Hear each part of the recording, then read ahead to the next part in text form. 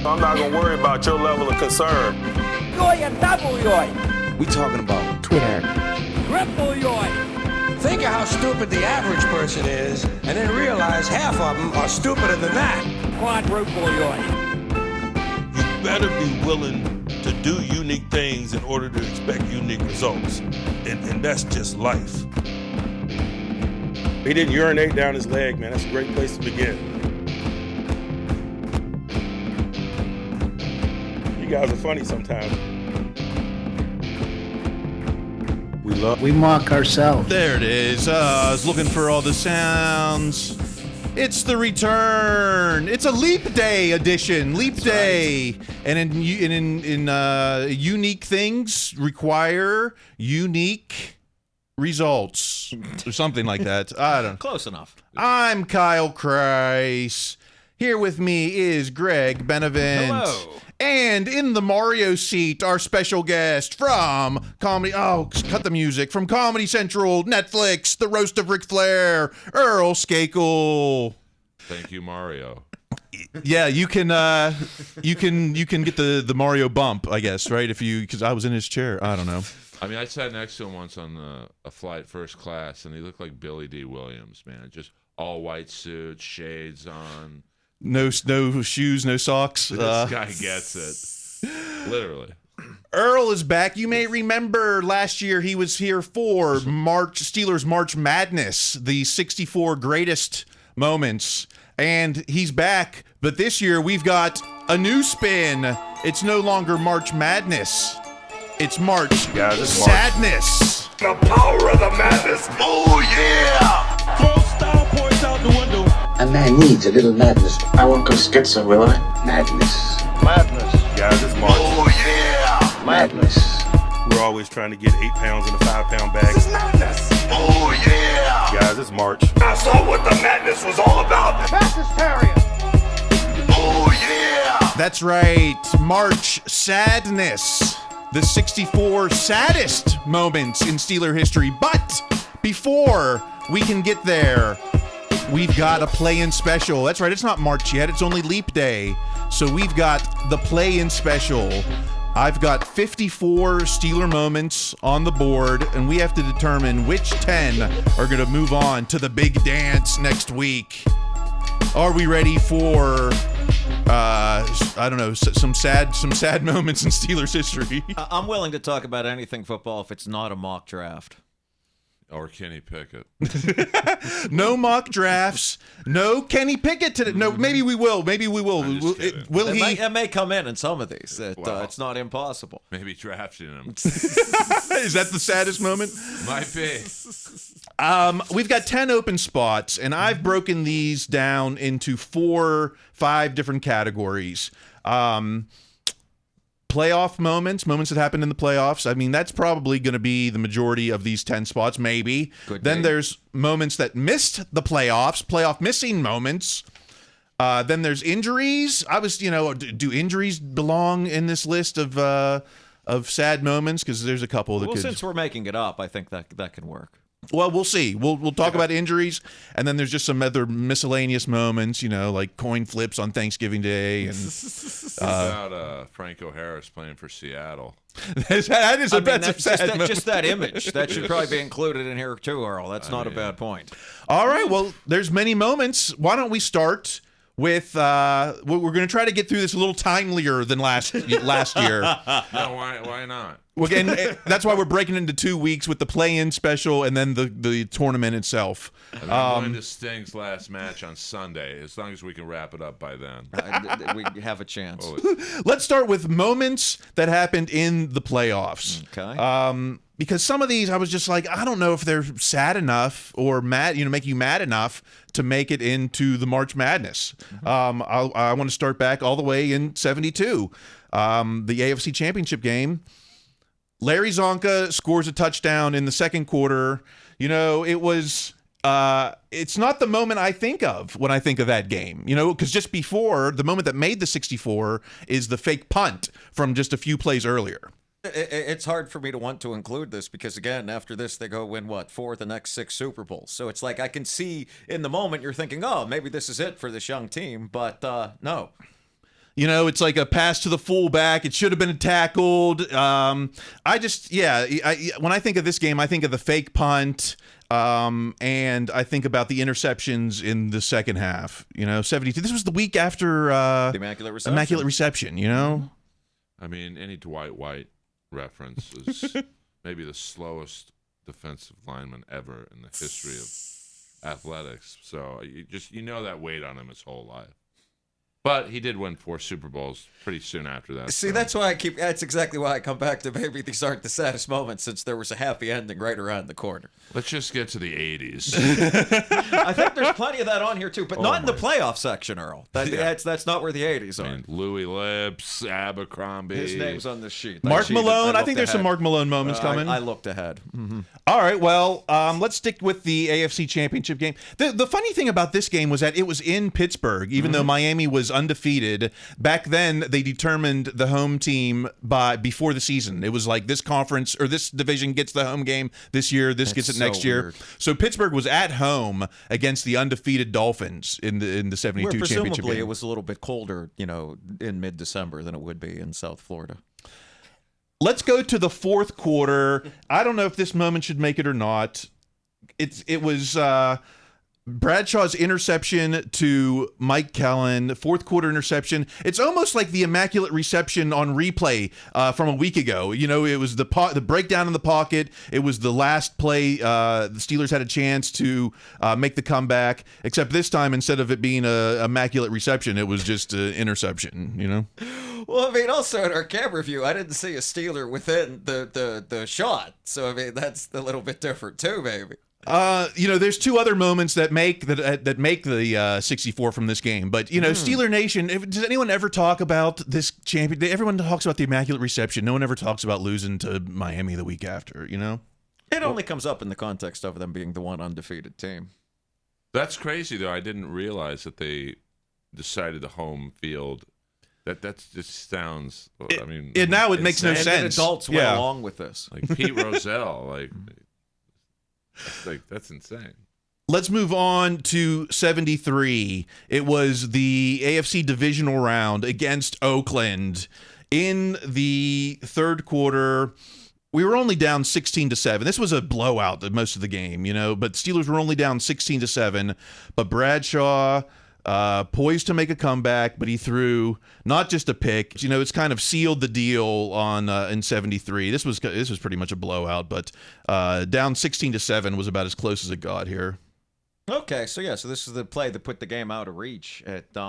Again, it's that whole thing about the 4 Super Bowls are right beyond this season. It's hard for me to get too worked up about this, but also I wasn't alive. So you're saying anything from the Dynasty era probably doesn't qualify for sadness? I was going to say anything pre the Dynasty era, certainly, unless you're going back to like the 50s or something. But maybe. We started at 72, right? The Immaculate Reception. I'm not going back. I think that's a good idea. There could be. Certainly the injuries to Franco and all that. I'm certainly willing to listen to because that kind of kept the Dynasty from being more dynastic. All right, we'll get to injuries. Yeah, we'll get to injuries. Well, I think Bradshaw had just gotten about an hour before the game the script to Hooper, so he was so excited about working with Jan Michael Vincent before whatever happened to him. Jesus. Let's also in this game, was there another moment in 73? No. Let's move all the way on to 83. Here we go. It's the what do we got here? It's the wild card round against San Diego Chargers. Man, this was like this was a blown lead. They blew the fourth quarter comeback to Dan Fouts. Now, the play in question is there were 2 fourth quarter touchdowns to Kellen Winslow. The second one has made the 64. The question is, should the first be part of the sadness? This was, this was earlier in the fourth, so it wasn't the nail in the coffin. Okay. And Steelers still held the lead. Mm-hmm. Okay, so they still hold the lead after this play. I don't know. 2 all-time greats that never actually won anything in what might have been their crowning achievement. That's too hard for me to get worked up about that either, but I don't know. Was this before the 83 draft? To me, not drafting Marino a few months later might have been sadder. Oh, okay. So we should put miscellaneous. That's a pretty good one to have. Missing on Marino. Let me put that in. Shout out to Gabriel Rivera Right. for your back injury. We'll talk about that. Should that be when we get to the injuries? I mean, it might be number one, to be honest. I mean, when Yeah. you think about the implications of not wanting to hurt Bradshaw's feelings out of loyalty, and that maybe harmed the franchise seriously for 15 years. Look at the quarterbacks who went, Woodley, Bubby Brister, Mark Malone, staring a laser at any receiver he was throwing to. I mean, think about it. The best one after that is Neil O'Donnell or Cordell. I mean, you're looking at Tom Zach in there too. I mean, it's a very fallow. From All that right, point for a while. missing Marino might have to make the 64 here. Let's For the record, real fast, I want to say I was a fan of Neil O'Donnell. Oh God, Oh, yeah. Neil won games. Neil knew how to win with that team, He gets a lot of for the interceptions in the Super Bowl, which but- weren't really his fault. Yeah, that the was one the receiver. who ran the wrong Andre route. Hastings. Yeah, good job, Hastings. what? I mean, was it? I mean, do you throw? We'll get to I there don't next wanna, week. okay. Next week when we talk about thank Super Bowl God. 30. You mean in an hour? Yes. Oh, so what, did I In just 2 days. Did I just break kayfabe? So I want to say no on this first, Fouts. I think that's a good call. Yeah, okay, all right. Let's move on to 1984 New Year's Day divisional round at LA Raiders. Now, this game was already a blowout when Marcus Allen ripped a 49-yard touchdown. Does anyone even remember? No one really talks I was about at this game. You were at this game? Yeah. Do you remember Marcus Allen ripping this one off? To be honest with you, all I remember was the parking situation outside the Coliseum. It was felt like Kurt Russell trying to navigate the 34th Street Bridge. Yeeks. Yeah, I feel like the only place I've ever seen this play is in Marcus Allen career highlights. Like when he was going into the hall, you'd see this run in slow motion. It was already a blowout. It's just I can't consider it one of the saddest moments. No. If This is a dark era for the Steelers. Just like the 80s. It's like when Kiss took off the makeup and played in the 80s. It's just a forgotten era. Right? No one remembers the Malone era, even though there was an AFC Championship game with Malone, even though Bubby had playoff wins. Everyone acts like it was the dark ages, and maybe it was because as far it was as not the 70s. well, yeah, just not the star power, but was it as bad as today? Were the teams of those 80s as compared to the teams of this era? I mean, they have so many offensive weapons right now that I can't. You'd have to be a super fan among our level to go Louis Lips, Abercrombie, Bam Morrison Foster were later, but the 80s were people sleep on these 80s teams, but I don't know. You compared to this era, I think there's some similarities maybe. But let's get to the Cowher era. Okay, finally things I was there for. All right. 98 AFC Championship in Pittsburgh against Denver. Now, a number of these plays have already made the 64, but there are a couple that I was on the fence about. Let's start with it's the second quarter. Steelers are up 14-10. 5:32 left in the second quarter. Will Blackwell had just returned a punt to the Broncos' 43-yard line. Cordell forces it into the end zone in double coverage. Ray Crockett comes down with the interception. 5 plays later, Elway marched down the field. It was 17-14 Broncos. I don't know if this play stands out from that game or not because there was a lot of fourth quarter action. Well, not even that. I mean, it's having been at that game, there was a general feeling that the Steelers were always in it and probably going to come back because a few months prior they were down 20-0, 21-0 to this team in Three Rivers, and they'd come back and beat them. So there was a feeling of okay, as long as they're close in this game, they're going to come back and win this too. Okay, let's move on then to later in this quarter. The score is 17-14. Elway and the Broncos had the ball at midfield, 43 seconds left in the quarter. On the first play of the drive, Carnell Lake is flagged for pass interference, giving Denver the ball at the 20. 4 plays later, Elway makes the score 24-14. Is that even pass interference? I mean, I don't know. Well, it's also a different era for pass interference, and that's a genuinely great receiver that Lake was on. But again, the same thing. There was a feeling of like, this is bad that the Steelers are tight in this game, but moreover, they just come back against these same guys. They can handle this too. He does bump them. I mean, I can see calling that. I mean, I don't think it's pass interference, given that era, which was like jungle like coverage and like. But see, it didn't feel that way at the time, because comparatively now it does. But at the time, we thought like, oh, they're playing. They don't let them play. It's so soft. I mean, back then, like, there's a lot of things going on in those games that weren't called. It seems a little ticky tacky, even for that era.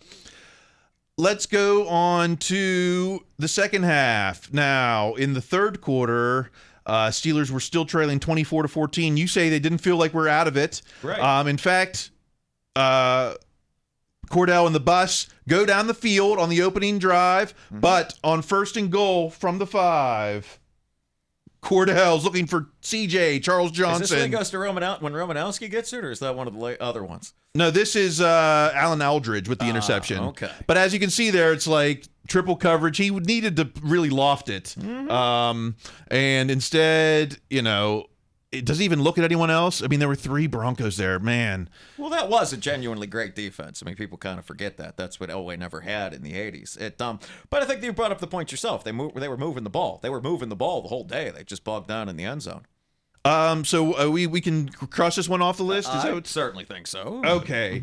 Okay, let's go to 2002. This is a play that I think that you want on there, and I think that could belong. It's 2002, the AFC Championship, 2001 AFC Championship game, 6:36 left in the 4th. Joey Porter drops the pick 6. Now, if you look at the play here, it hits him high in the hands. It hits him in the hands, though. Right. But you definitely, I remember this that sticks one very out to you. clearly. Oh yeah, this would be the first. But again, I'm biased. I was there. But yeah, this is the one. Because I mean, if he returns that for a touchdown, then maybe it's an entirely different thing. The Steelers don't need Cordell to throw the ball for the rest of the game, and Bledsoe has to actually go down and win it, as opposed to coming in with a lead from the special teams touchdowns. So let's pencil that one in. Maybe is one of them. Pencil in. All right. Yeah. We're having a hard time finding 10. Maybe. Well, we're also very early into this bracket, Scott. We got time. There's only so many left. All right. Let's go to 2004 AFC Championship game. This is once again against the Patriots. Let me go to my notes here. We've got. It's the coldest playoff game of the year, or ever in Pittsburgh, I should say. And so perhaps it took Ben some time to warm up, because on his first throw from scrimmage, it sails over, who is that? Is that Plex? Intercepted by Eugene Wilson, sets up New England's 3-0 lead. Right, and I think after this, I want to say Vinatieri kicks the then longest field goal in Pittsburgh Stadium history. This set the tone for the rest of the game. I mean, I could be talked into this. I know they make a run later in the third quarter to kind of get back into it, but they're never in this game. So I could be talked into this play just because of this. It's just, there's so many playoff memories, I feel, where first quarter mishaps were always under the gun, starting off behind the 8 ball, whether it was this game, whether it was recently against Cleveland, or, any of the Jacksonville games. It seems like Steelers always get down early, and very early. Yeah, and also, too, again, they're playing the better team here. They were running on fumes after the Jets game, which they barely managed to survive. I could be talked into this one just because, again, after this, we're sort of feeling like, wow, this really isn't going to go right, is it?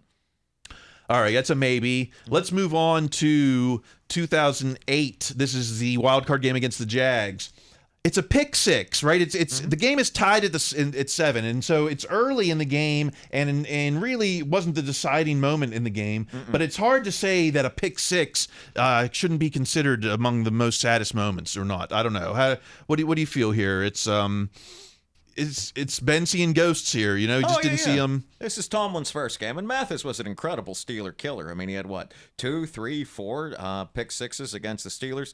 The only thing that makes me that I would keep this off of this is, remember, if they do win this game, they're going to the perfect Patriots the next week, and they would have been absolutely annihilated. So, this being Tomlin's first playoff game, and I was there, and you have another play coming up that I would think was a lot sadder than this one from this game, but I don't know. It's hard for me to include this one right now. I mean, there's so many plays from this game that I think are going to make the final. You know, there were 3 picks, Ben picks. It's hard to say which was sadder. You know, the third pick when you think, oh, there's still hope. Oh no, there's not. You know. Well, he also led them back into this game. I mean, I remember listening to sports radio after this and Savern talking about how Ben, for as many bad plays as he made in this game, really did lead them back into it too.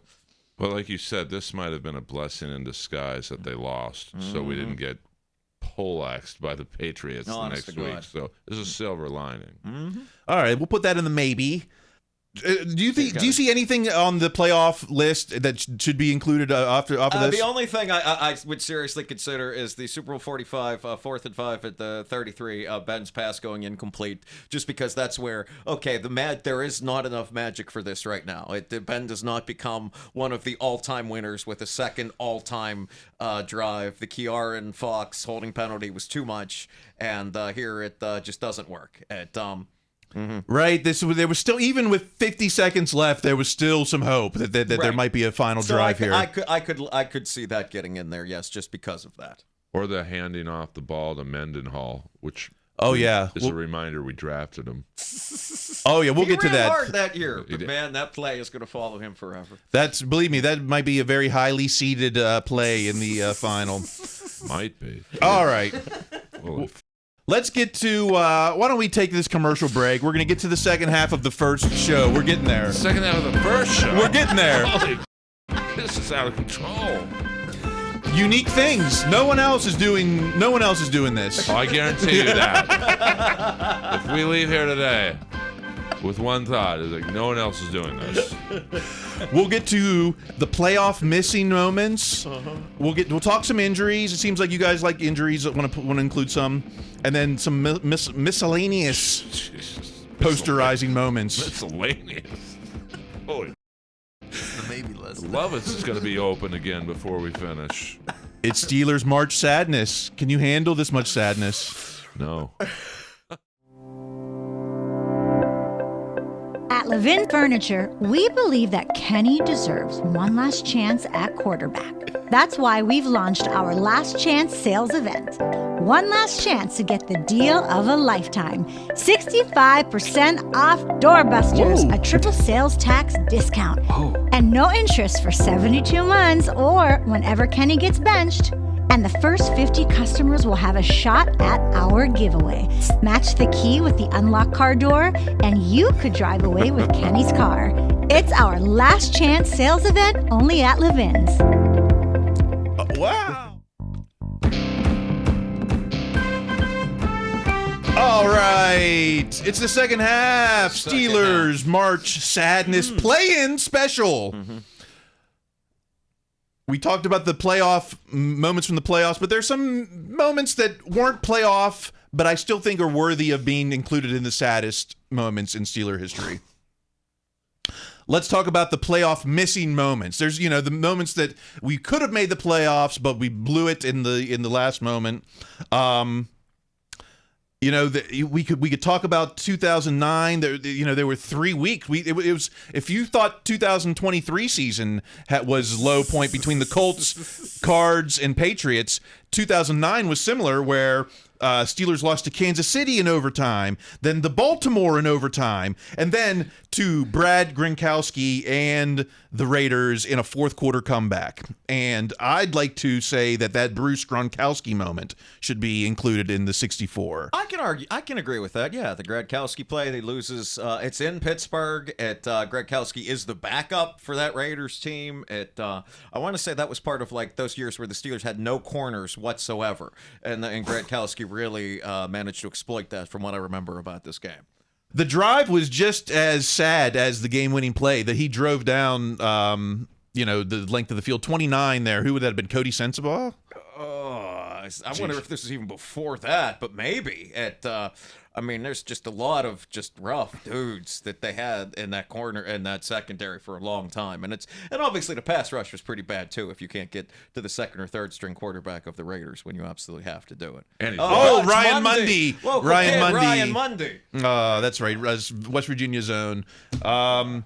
It's the only thing is like, it was like week 13, so it's hard to say, oh, this was the saddest moment. But in retrospect, I think, but it's kind of like this season, like looking back at the Cards game, was that the saddest moment in Steelers history? Yeah, that was up there. I mean, it's tough. All three of those games, we've had that debate. That's rough. Which of those was the saddest moment from this year? But I got to go with the Lima Swede drop game. Oh yeah, we can get to that. That's I had that under miscellaneous. Oh, yeah. Sorry, I didn't mean to. I didn't mean to cross section. I mean, I only gave you 30 pages of. I mean, this is like reading War and Peace.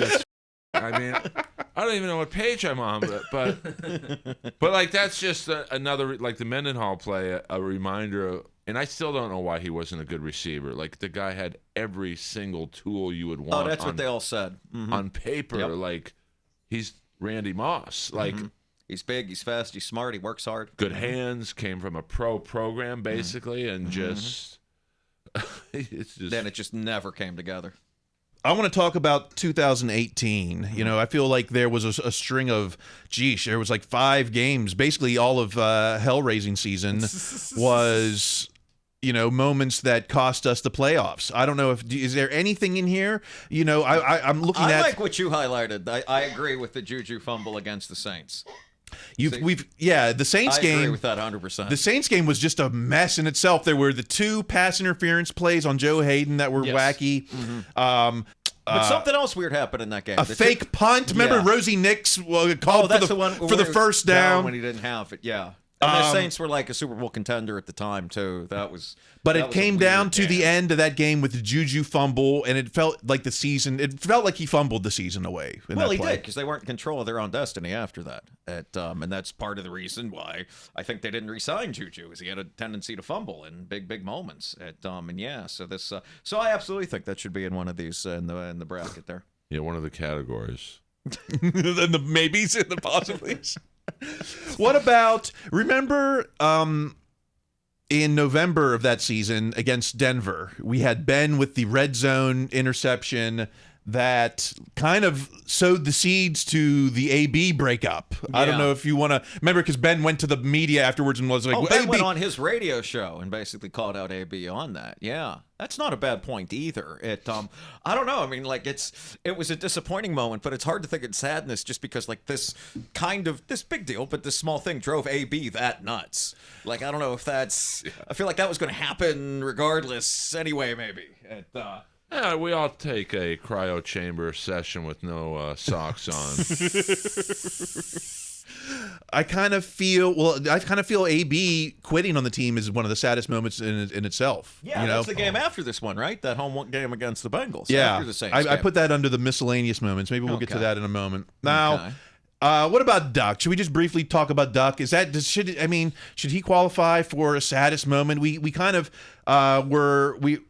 in week 15 of that season, 2019, the Titans lost to Houston, so Steelers just needed a win against Buffalo, and Duck threw 2 end zone interceptions in the fourth quarter. I mean, this is one, and I don't know, you actually could debate that, because if the Steelers go into the playoffs, they do instead of the Titans, and Brady probably beats them up at the end of the Patriots, because remember, the Titans get in and they run all over the Patriots and end Brady's time in New England.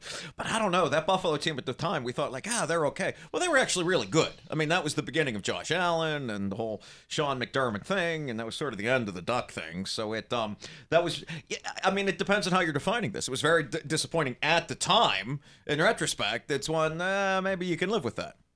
I remember Duck for the good memories, not necessarily the. And this is where it ends, right here. This is the end of the good memories. This exact moment. I saw him play live at this soccer stadium. And it was like watching. This is an old reference, but it's like watching Rudy Stein pitch for the Bad News Bears. Like, you were just rooting for him. Like, he's like, I don't know if this guy's gonna hike the ball right, or Like he gave you an excitement, like it was like watching your friends playing a beer league. Like you were just like, I think he can do it. That's how I felt with Duck at quarterback. I felt we could do it. And he did do it plenty of times. But there was just an element of like he looked like one of us, 100%. And so it was like most quarterbacks. Josh Allen's like this jacked 6'6" white guy who can run, or Cordell Stewart was like a jacked athlete. Roethlisberger a giant. Duck looked like someone who worked at Walmart, and he probably is working at Walmart. Well, they have good bennies, right? All right. What about Kenny? Anything from 2022? I mean, Kenny. I can't. The picks in Miami, the game against the Ravens. But I just, it doesn't. I don't know. It doesn't ring true. I mean, it's because it's not like you thought any of these things. Oh man, if this had gone right, they'd be a contender. I mean, it's hard to think there just weren't the stakes in those moments in 2022. Well, I'd like to add when they said in the Pittsburgh Steelers with the 20th selection, draft Kenny Pickett. But in full disclosure, I wanted Malik Willis, and like that guy's on paper, like Willis has everything: giant arm, athletic, and smart guy, works hard. Yep. He was like he's the 2021 version of Mark Malone. Well, I mean. Mark Malone had let's talk injuries. Okay. Let's talk injuries because I only had put one injury so far on the 64 Shazier, of course. Right, which because that happened on the field. So some of these that changed everything forever. Yeah. So, but there were a few key injuries that maybe are worth including. Let's talk. 1976. Turkey Jones takes out Bradshaw for 2 months. It was Turkey Jones. Only because 76 was like the greatest team not to win the Super Bowl, and maybe this injury would have changed that. This was a poster back then. But didn't they win a bunch of games after this? Well, they still go to the AFC Championship. But they win with like Khrushchev, or maybe I'm thinking of a different time. I've always heard these stories. And if you were hurt back then, you were hurt. Yeah. Like there was no let's take him to concussion protocol. He'll go in the blue tent. I mean, he tackles him on his head there. Oh gosh. I don't even want to look at that. I do. Can I say it one more time? I want to make this show go as long as possible. So now, okay, if we're not going to talk about Bradshaw in 76, what about Franco in 76? In the divisional game against Baltimore, that's the Bradshaw's perfect game. Franco gets hurt. He can't play in the AFC Championship game, and neither does Rocky. So they have no shot really to the. I mean, that's what I was always told growing up, is that the main reason the Steelers didn't have 3 Super Bowls in a row was that they never had a running back go into those AFC Championship games. So I mean, I can be talked into that, but that's what my folks told me. So if we didn't have Franco or Rocky, I can't even remember who the third. Well, let's move on to 81. All right. Now, Mark Malone is our quarterback. The beginning of the end. The end of the end. When Malone came into the league, he had 4.4 speed. He was like Steve Young and Warren Moon, but he got a knee injury in the preseason. He came back from it, obviously, but he just never had that speed again. Would the team have looked different if we had Steve Young back there instead of? Yes. But you are right, though. Once again, on paper, Mark Malone, a great arm, speed, incredibly good-looking guy. It just, for whatever reason, it just doesn't all gel. Well, his mobility was part of it. So when you lose that, that was part of the reason that made him such an attractive pick in the first place. I never knew that. Was he a first-round pick? Yeah, yes, yeah. That was because he was the last first round before Roethlisberger. Quarterback, yeah. All right, so is that a no then, I guess? I don't know. We're not. It's just so hard to maybe that's one that requires so many other parallel dimensions for this to work out that it's hard for me to get that far into a different world. That is a big what if, Well, thank you. That's where I was trying to get. This is a pretty big one too, then, because in '83 was Gabe Rivera. It was kind of like Shazier as far as the car accident left him paralyzed. He was not like Shazier though. He was not the immediate contributor like Shazier. Shazier was like a Pro Bowler. Gabe Rivera, he contributed, but he didn't come out of the box like an All-Pro. I mean, to me, this is the saddest moment in Steeler history, to be honest with you. And nothing against Gabe Rivera. Yeah. But not drafting Marino just harmed this organization. You could argue until Roethlisberger. Think if they drafted Marino. We don't talk about Bubby Brister, Cliff Stout. Maybe Malone because he was drafted in '81. But and the receivers, the Thigpens, the Johnsons, their numbers would have been better. They very possibly win a championship between the late '80s and the late '90s. It's because Marino never won one either. And that's not to say the defense would have been as good, but if it had been good, even kind of good, they would have given Marino a real chance to go and win that. Even against the great teams that time, those Cowboys, those Redskins, those. All right, let's put missing Marino. Let's put it in. Let's take that off the pencil maybe list and put it onto the. Jeez, now we got multiple. Well, you are right though. The defense in the '80s was not horrible. Right, it wasn't the steel curtain, but a lot of them, amazing players, and with Marino, you got to figure they'd be well rested because he's going to take them on 80-yard drives, a lot. That was, I think, the problem was. Their defense was just so tired after, interception after interception, fumbles. I believe it. That's what happened the Duck year. That was the best defense the Steelers have had in the last decade, and they were just exhausted by the end, and everyone played them so conservatively. Well, should we consider Ben's injury in the Duck year 20 as part of the saddest? Was that Ben's last chance, even though 2020? I don't know. Now that you're I don't know if you can. You know why? It just hit me because if Ben doesn't get hurt, they don't trade for Minka. Okay, that's the only thing. And that's a big part of why that defense was so great. Oh, let's get the sounds in. I haven't done that. Great, something else to make this longer. All right. Can I make a suggestion? Yeah. I'm just a guest. I'm just making a suggestion. I'd like to go over every single injury in Steeler history. Next year, March Madness, every injury? No, I want to do it right now. Right now. Preseason injuries, guys who got waived we never heard of. We can talk about Senquez Golson. I've got some stuff on him. Why not? Let's morph into Pittsburgh Penguin injuries. Yeah, Rust is day to day. Can we talk about some miscellaneous? So far we've got 1, 2, 3, 4, 5. I've got 7 picks. We've got 3 left to make the final 64. Okay. The Thanksgiving coin flip, 98.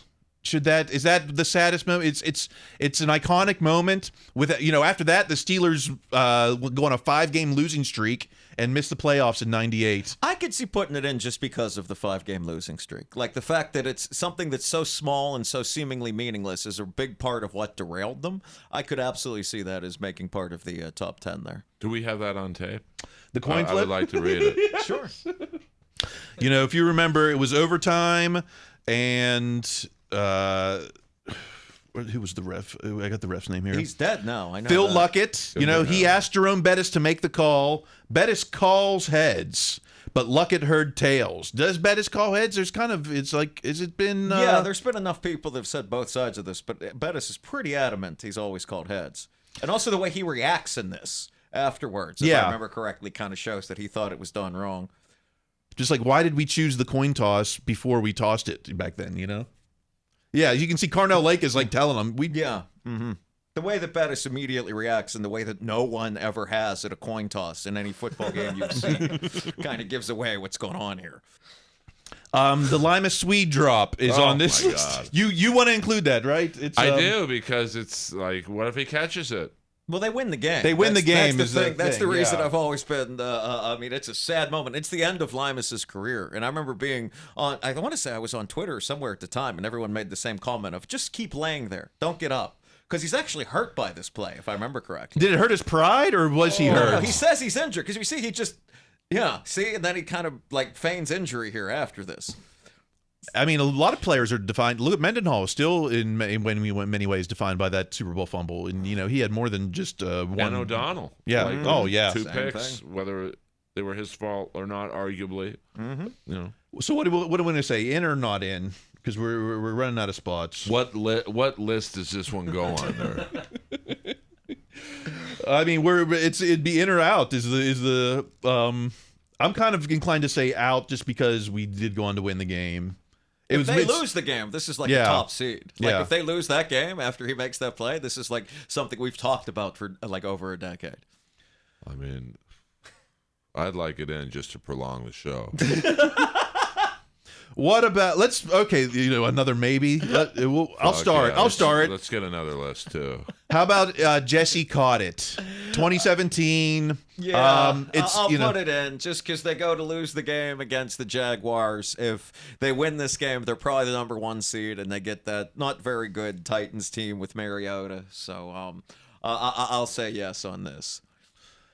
I don't even know what play you're talking about, but I want it in.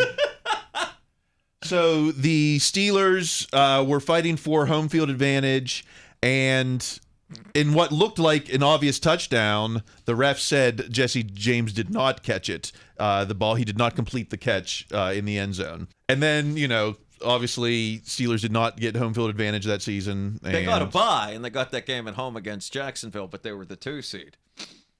And they lost. It's just become, it's very iconic. I don't know. Mm-hmm. I'm fine with including it in. What about Mason Rudolph's brawl with Myles Garrett? Man, that's one of the saddest moments in NFL history. Is it? That one's pretty sad. Is it a Steeler sadness moment? I mean, what's sad about it? I mean, the game was over. The Browns were in control the whole way. It's one of the few times that what happened in the field went to actual assault. I mean, that's not good. So we want to put it in? That's an in. I mean, we're running out of things to include. I know. And, we can.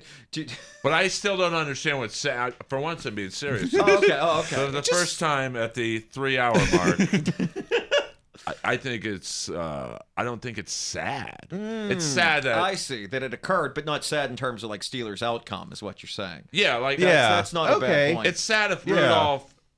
If he'd never played again. It's sad for Rudolph, but if he said what. That's not a bad point. Said. That's a pretty good point, Earl. But do you guys believe that Rudolph said no? Just because Tomlin stepped up so quickly. So all right, 1, 2, 3, 4, 5, 6, 7, 8, 9, 10. Okay, we're at 10, but I want to include AB getting benched. I think Earl's right. I think that's sadder because that's the actual end. AB is not coming back after this ever. Maybe he doesn't, go into the Ring of Honor go into the Hall of Fame as a Steeler, much less the Ring of Honor. And this is where AB's legacy in Pittsburgh is finally dead. So I'll include that because that's actually sad. So we do have to take one of these off then. No, what about? We don't have to. No. Can you imagine AB 65? We'll go 65 instead of 64. Let's make it 72. You imagine AB's Hall of Fame speech. That's going to be. Oh my God. If it happens, it's going to happen decades from now. It's going to be one of those we let him in as an old timer kind of thing. Everyone's okay with it now. They don't remember. That's going to be even better if he's got CTE and he's up there thinking Jim Kelly is his quarterback, and Dave Parker will get into the Hall of Fame before Antonio Brown. Put Parker in. Put Parker in. Put them both in. Put them both in. Put him in before he knows what the Hall of Fame isn't. All right. So is that? So wait, did we decide which one we're taking out? Then can we take out the? I think it's got to be one of the playoff moments. Is it the Mathis pick 6? Yes, I can remove the Mathis pick 6 just because. Again, they're going to. The next week they're going to get shredded by that perfect Patriots team. I mean, it's the only team that was ever going to beat them was that Giants team in the Super Bowl because they had such a great defensive line. Listen, I'm not gonna lie. Can we start over? I haven't really been listening. Oh, that means there's a break. All right. So we've picked our 10. We've got our 10, and now we're ready for next week. Wait, we've only gone over 10. We eliminated 54 down to the 10. Now next week we will do the official list of the picks. We made it. Okay, so we have a 5-minute break. 5-minute break. All right. Go team.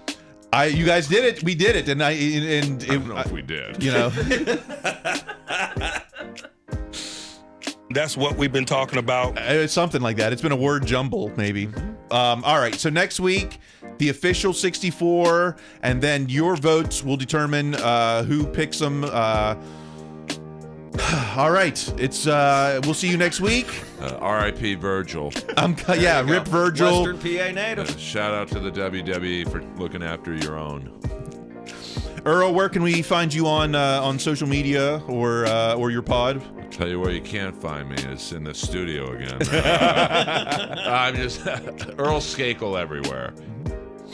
All right. Next week, the official Steelers March Sadness. Jesus.